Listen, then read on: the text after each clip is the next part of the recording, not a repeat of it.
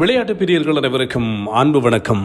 நான் உங்கள் அன்புக்குரிய தில்லையம்பலம் தரணிதரன். இன்னும் ஒரு காணொளி மூலமாக உங்கள் அனைவரையும் சந்திக்க கிடைத்திருப்பதில் மகிழ்ச்சியாக இருக்கிறது. IPL போட்டிகள் களை கட்டி கொண்டிருக்கின்றன. இதுவரைக்கும் 30 ஆட்டங்கள் நிறைவுக்கு வந்திருக்கின்றன. இந்த 30 ஆட்டங்கள் நிறைவுக்கு வந்திருக்கும் நிலையில் RCB இறுதி இடத்தில் இருக்கிறது. தொடர்ச்சியான தோல்விகளை RCB தழுவிக்கொண்டிருக்கிறது என்பதும் சுட்டிக்காட்டக்கூடிய ஒரு விஷயம். நேற்றைய நாளில் இடம்பெற்றிருந்த முக்கியமான சன்ரைசர்ஸ் ஹைதராபாத் மற்றும் RCB அணிகளுக்கு இடையில் RCBயினுடைய சொந்த மைதானமான பெங்களூரு சின்னசுவாமி மைதானத்தில் இடம்பெற்றிருந்த போட்டியில் சன்ரைசர்ஸ் ஹைதராபாத் 25 ஓட்டங்களால் வெற்றி பெற்றிருக்கிறது. இந்த போட்டி என்பது IPL வரலாற்றில் படைக்கப்பட்டிருக்கின்ற ஒரு மிகப்பெரிய ஒரு சாதனைக்குரிய ஒரு போட்டியாக பார்க்கப்படுகிறது. இது மாத்திரமல்லாமல் 2020 கிரிக்கெட்டிலே அதிகமான ஓட்டங்கள் பெறப்பட்ட ஒரு போட்டியாகவும் இந்த போட்டி தான் நோக்கப்படுகிறது என்பதும் சுட்டிக்காட்டத்தக்கது. மொத்தமாக 549 ஓட்டங்கள் 2 அணிகளாலும் பெறப்பட்டிருந்தன என்பதும் சுட்டிக்காட்டத்தக்கது. சேசிங்கின் போது ஒரு அணி பெற்றுக்கொண்ட அதிகபட்ச துரத்தல் என்கின்ற ஒரு ஓட்ட எண்ணிக்கையும் இந்த RCBயால் பெறப்பட்டிருக்கிறது. ஆனால் அது வெற்றியில் முடியவில்லை என்பதும் கவனிக்கத்தக்கது. அதிகமான சிக்ஸர்கள் பெறப்பட்டிருந்த போட்டியாக 24 சிக்ஸர்களை விளாசி இருந்தது சன்ரைசர்ஸ் ஹைதராபாத் என்பதும் சுட்டிக்காட்டக்கூடிய விஷயம்.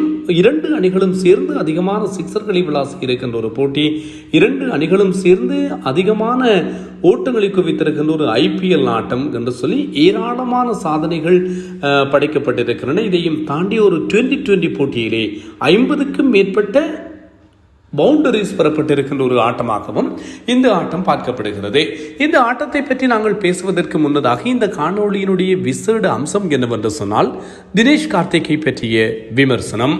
தினேஷ் கார்த்திக் உங்களுக்கு தெரியும் 2004ஆம் ஆண்டு முதல் சர்வதேச கிரிக்கெட் ஆடி வருகிறார். வருகின்ற ஜூன் மாதம் 1ஆம் தேதி 2020 உலக கிண்ண போட்டிகள் ஆரம்பமாக போகின்றன மேற்கிந்திய தீவுகள் அமெரிக்காவிலே. அப்போது ஆரம்பமாகின்ற போது தினேஷ் கார்த்திக்கிற்கு அன்றுதான் பர்த்டே.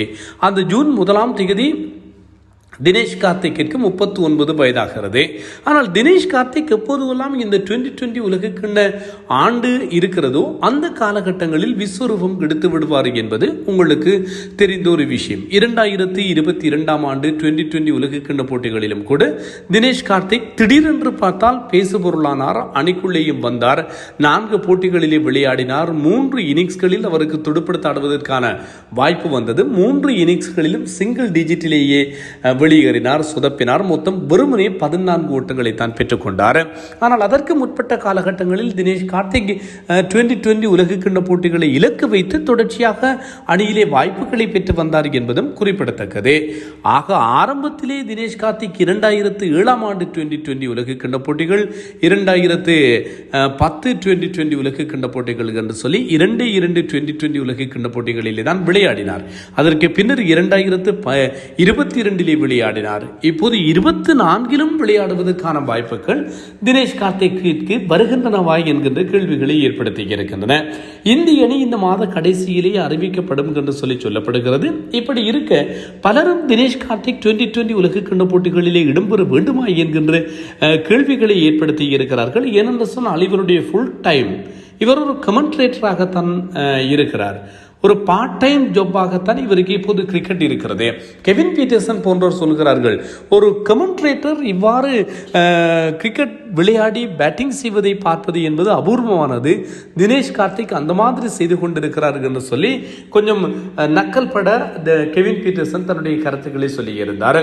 இத்தனைக்கும் கடந்த ஆண்டு IPL போட்டிகளிலே தினேஷ் கார்த்திக் சொதப்பு என்று சொல்லி சொதப்பினார். அப்படி சொதப்பிய தினேஷ் கார்த்திக் அவருடைய கருத்துக்கள் சாடல் மாடலாக வந்திருந்தன. எப்படி என்று சொன்னால் இந்த ஆண்டு ஓடு IPL போட்டிகளுக்கும் ஒட்டுமொத்தமான கிரிக்கெட்டுக்கும் விடை கொடுப்பதாக தினேஷ் கார்த்திக்கிடம் இருந்து செய்திகள் வெளிவந்திருந்தன. ஆனால் இதுவரைக்கும் அவர் உறுதிப்படுத்தி இதுதான் தன்னுடைய இறுதியை IPL தொடர் என்று சொல்லவில்லை என்பதும் கவனிக்கத்தக்கது. ஆனால் தினேஷ் கார்த்திக் இப்போது ஒரு ஃபினிஷராக, தினேஷ் கார்த்திக் ஒரு மிகச்சிறந்த ஒரு மேட்ச் வின்னராக RCBக்காக தன்னுடைய பங்களிப்புகளை கொடுக்கிறார். RCB விளையாடி இருக்கின்ற போட்டிகளிலே எல்லாவற்றிலுமே தோற்றிருக்கிறது. ஒரே ஒரு போட்டியை தவிர மிச்ச எல்லா போட்டிகளிலும் RCB தோற்றிருக்கிறது. அதுவும் மோசமான பிரதிகளோடு தான் RCB தோற்று கொண்டிருக்கிறது. நேற்றைய போட்டியிலும் கூட தினேஷ் கார்த்திக் மிகச்சிறப்பாக 7 சிக்சர்கள் அடங்கலாக 83 ஓட்டங்களை பெற்றார். இந்த IPL தொடரில் 6 ஆட்டங்களிலே 226 ஓட்டங்களை விளாசி இருக்கிறார். இதிலே பவுண்டரிகள் 14, சிக்சர்கள் 18, ஸ்ட்ரைக் ரேட் 205 என்கின்ற ஒரு இமாலய ஸ்ட்ரைக் ரேட் இருக்கிறது. அவரேஜும் கூட 75.3 என்கின்ற அடிப்படையில் இருக்கிறது. தினேஷ் கார்த்திக் மிகச்சிறப்பாக விளையாடி கொண்டிருக்கிறார்.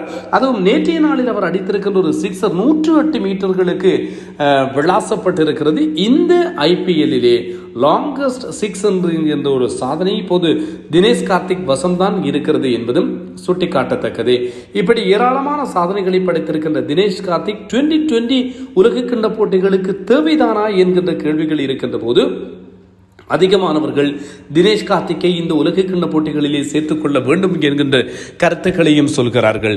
ஜிதேஷ் சர்மாவை தான் அவர்களுடைய முதல் தெரிவு விக்கெட் காப்பாளராக இந்திய தீர்வாளர்கள் அண்மை காலமாக பரீட்சித்து பார்த்தார்கள். ஆனால் ஜிதேஷ் சர்மா அண்மை காலமாக இந்த கிடைத்த வாய்ப்புகளிலும் சரி அல்லது IPL போட்டிகளிலும் சரி தன்னை நிரூபிக்கவில்லை.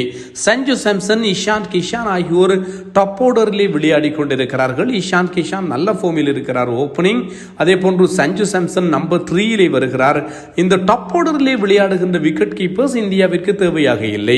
டவுன் டு ஆர்டரிலே விளையாடுகின்ற அல்லது ஒரு பினிஷர் ரோலிலே விளையாடக்கூடிய வீரர்களை தான் இந்திய தேர்வாளர்கள் தேடுகிறார்கள். அப்படியாக இருந்தால் பாண்ட், லோகேஷ் ராகுல் இவர்கள் எல்லாவரையும் விடுத்துவிட்டு அதற்கு சரியான ஒரு தெரிவாக இப்போது தினேஷ் கார்த்திக் தன்னை அடையாளப்படுத்தி கொண்டிருக்கிறார் என்பதுதான் ஞாபகப்படுத்தத்தக்கது.